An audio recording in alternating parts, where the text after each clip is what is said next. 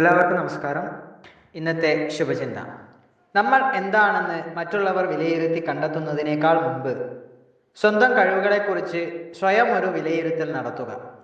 മറ്റുള്ളവർ കാണുന്നതോ അവരുടെ ചിന്തകളിൽ ഉള്ളതോ അല്ല യഥാർത്ഥത്തിലെ നമ്മൾ. നമ്മുടെ കഴിവുകൾ നമ്മുടെ ഉള്ളിൽ നിന്നാണ് വരേണ്ടത്, അല്ലാതെ മറ്റുള്ളവരുടെ ഭാവനകളിൽ കൂടിയല്ല.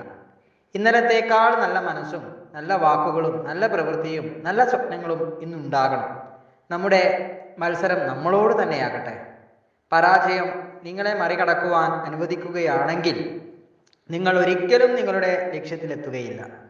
തോൽവി അനുഭവപ്പെടുമ്പോഴാണ് ആളുകൾ അവരുടെ തെറ്റുകളിൽ നിന്ന് പഠിക്കുന്നത്. ഏറ്റവും മികച്ച പ്രചോദനം ഒളിഞ്ഞിരിക്കുന്നത് മറ്റുള്ളവരുടെ വാക്കുകളിൽ മാത്രമല്ല, ജീവിതത്തിൽ നാം പൊരുതി നേടിയ ചെറിയ ചെറിയ വിജയങ്ങളിലും അതിൻ്റെ മുദ്രകൾ പതിഞ്ഞു കാണാം. എല്ലാവർക്കും നന്മകൾ ഉണ്ടാകട്ടെ. എല്ലാവർക്കും ജീവിത വിജയം ഉണ്ടാകട്ടെ. നന്ദി, നമസ്കാരം.